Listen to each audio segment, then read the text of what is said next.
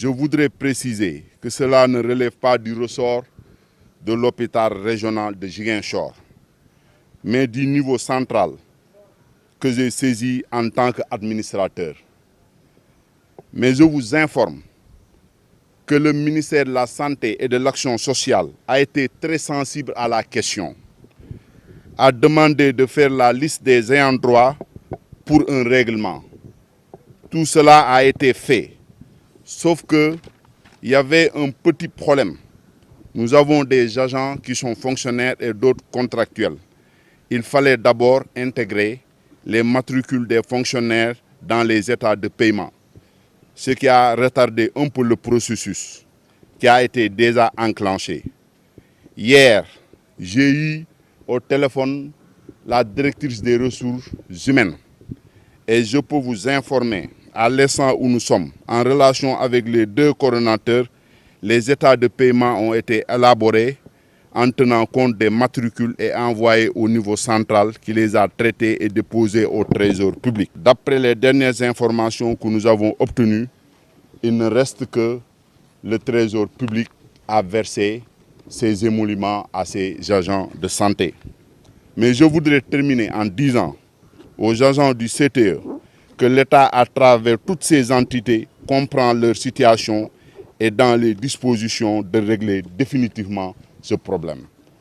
Que le bloc opératoire a été fermé parce que les médecins chirurgiens ont fait une réunion et ont évoqué les conditions difficiles de travail au sein du bloc opératoire.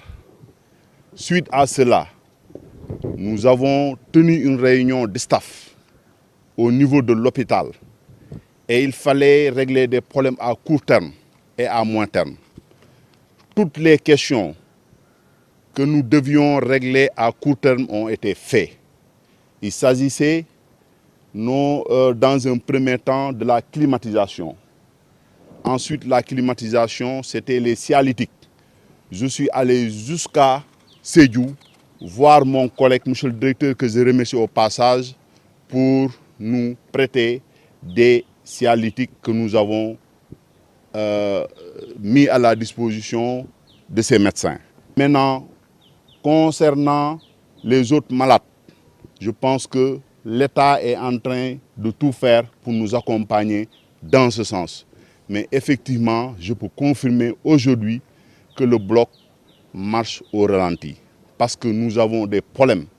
Ça fait 10 ans que le matériel n'a pas été changé. Moi, je suis là depuis 1 an et tous les efforts ont été faits pour vraiment apporter des solutions aux nombreux problèmes que vive l'hôpital régional de Ziguinchor. Quand nous avons interpellé le ministre de la Santé et de l'Action sociale, il nous a promis, dans un délai très court, de nous accompagner pour régler tous les problèmes que vive l'hôpital régional de Ziguinchor.